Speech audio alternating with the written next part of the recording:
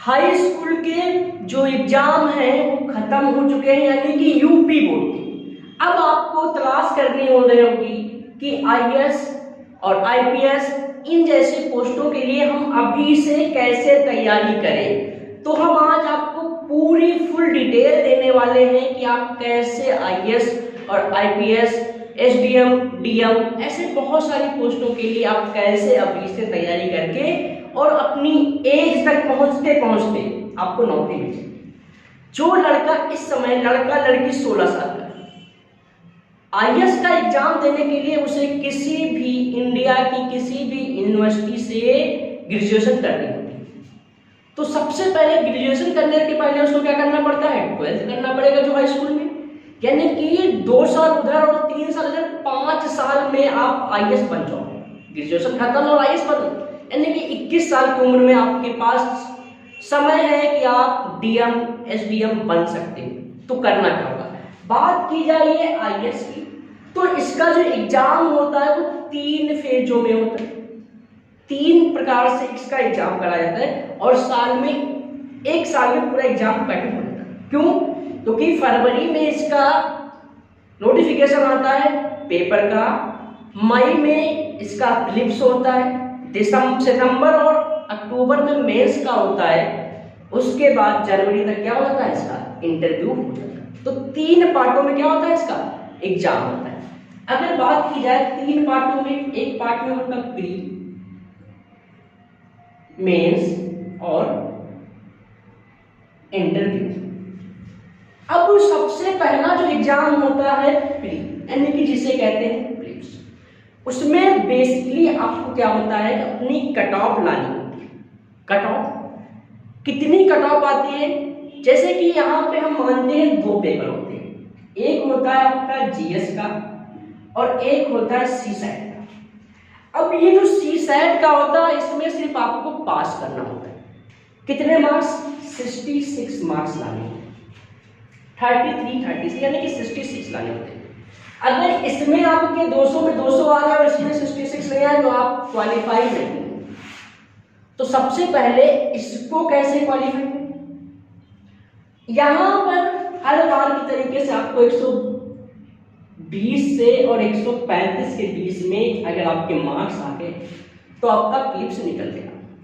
इतना नहीं रखना कि 120 से लेकर 135 के बीच में आ गए आपका प्रीलिम्स हो जाएगा। उसके लिए कुछ सटीक सब्जेक्ट होते हैं जो आपको पढ़ने होते हैं।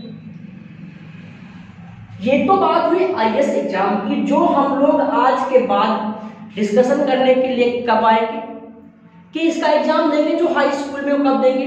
पहले तो इंटर करेंगे, तो 25 में उसका इंटर होगा, फिर 28 में जाके उनका ग्रेजुएशन होगा, यानी कि वो 28 और 29 में एग्जाम देंगे आज के 5 साल बाद। तो 5 साल बाद जब हमें एग्जाम देना है तब तक इसके बारे में हम नहीं सोचेंगे कि पेपर कैसा होता है।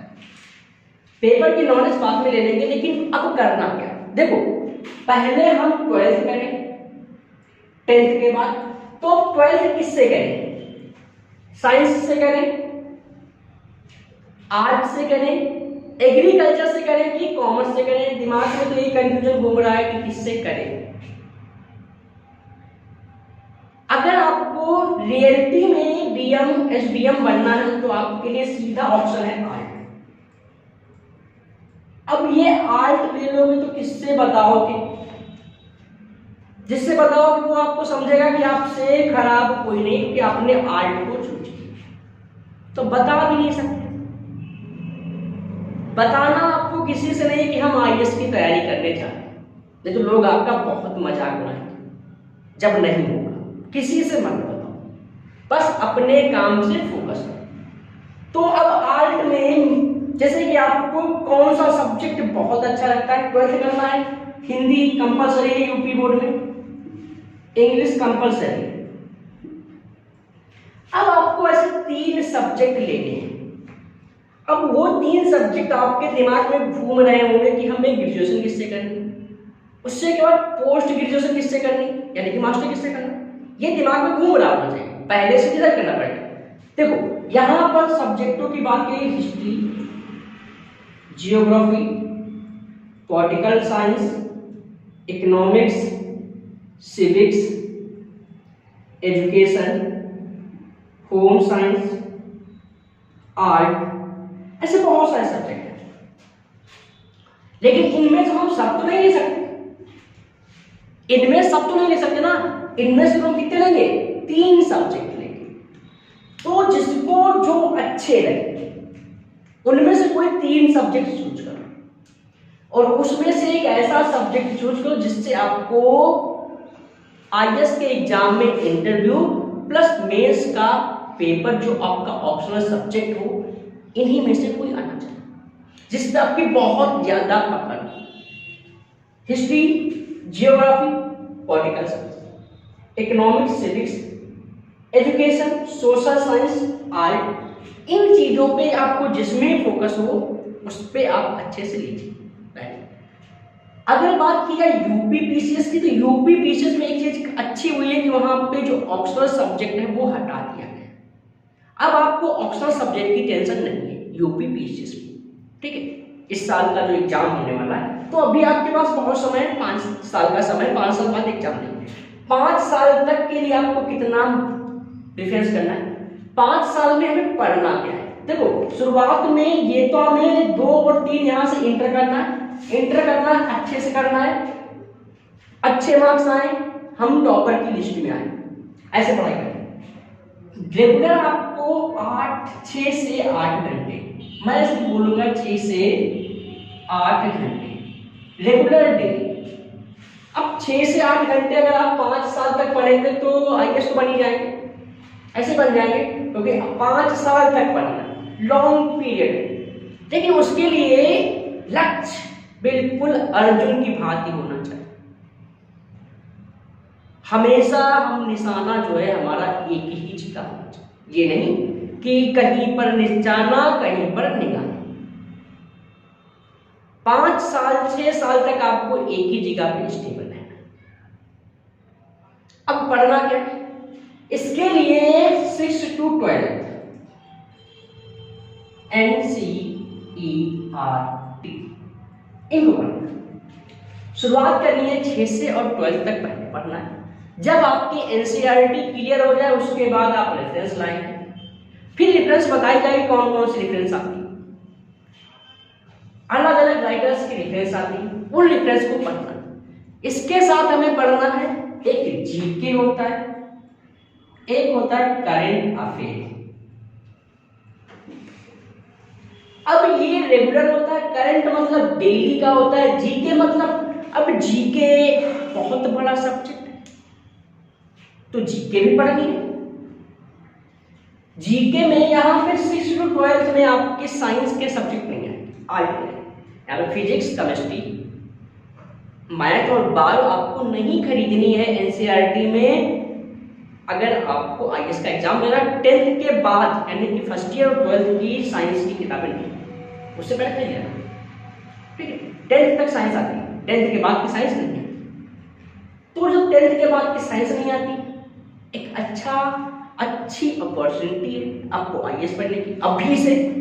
जब अभी से मिल रहा है तो उसके लिए जरूरी यह है कि हम एक बे फॉर्म में जाए, एकदम सटीक निशाने पे रखें और अपने आप को एक जगह स्टेबल कर लें, और अगले 5 से 6 साल तक के लिए लंबी यात्रा पे चले जाए। मतलब घर से बाहर नहीं, सिर्फ घर में रहकर इन किताबों की यात्रा के साथ अपनी पढ़ाई को चलाते हैं, रेगुलर धीरे धीरे हम पहुंच जाए।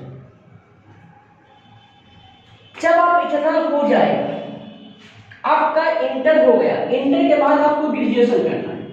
अब ग्रेजुएशन में क्या होगा? बीए होगा। जब बीए होगा तो आपके पास 3 सब्जेक्ट का कोई ऑप्शन रहेगा। अब फिर से डिसाइड करना है कौन सा ले। इन 5 में जो अच्छा हो उसको ले लो और 2 कोई और ले लो। जो 5 में अच्छा हो उसको ले लो, उसी को अपना ऑप्शनल बना लेना और बाकी एक को छोड़ देना, कोई दिक्कत।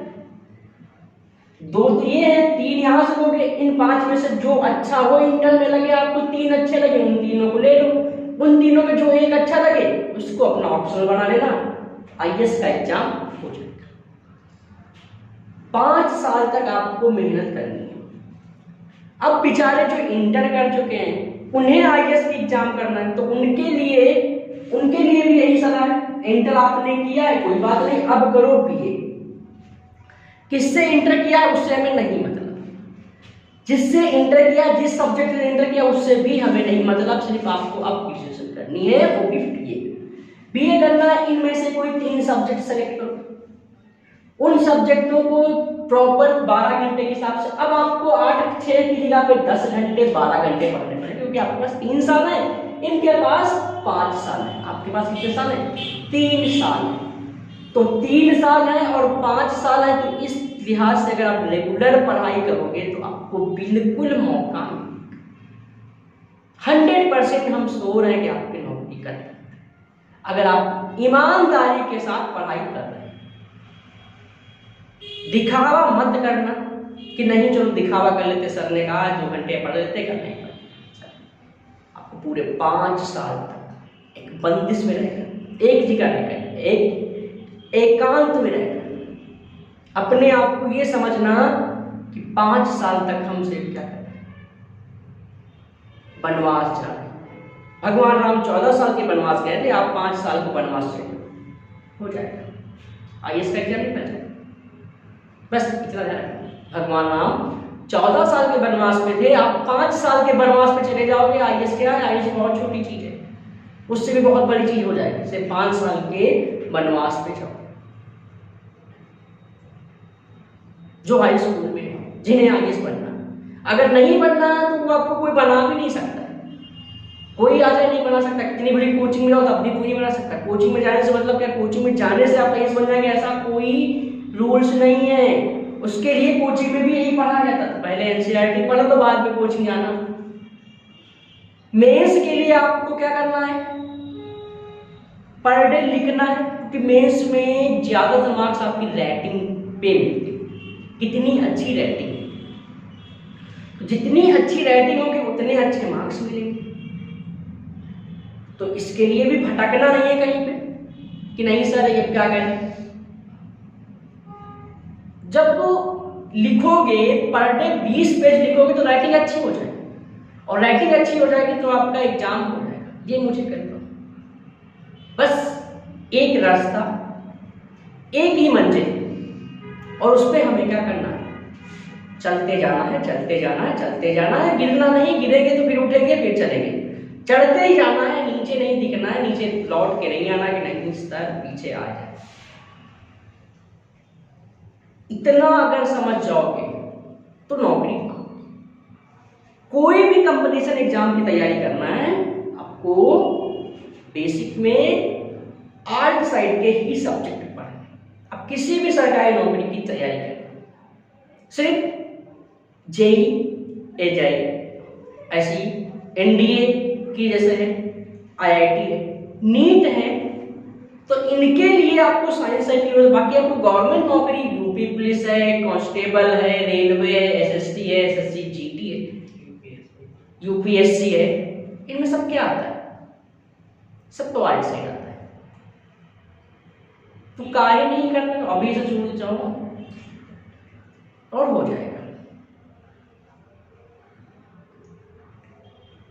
इत्मीनान के साथ एनसीईआरटी की बुक लाओ और पढ़ना शुरू कर दो, आपका 5 साल में यूपीएससी क्लियर हो जाएगा। मेहनत के साथ पढ़ो, 5 साल में यूपीएससी हो जाएगा। अब हम लोग बात करेंगे जब अगले टॉपिक पे, अब क्या करें जब हमारी एनसीईआरटी खत्म हो जाएगी, तब कौन सी बुक लाएंगे, उसके लिए हम किससे आपको वीडियो देंगे और फिर बताएंगे कि अब कौन सी बुकें हमें पढ़नी है। ठीक है, तो आज के लिए इतना ही।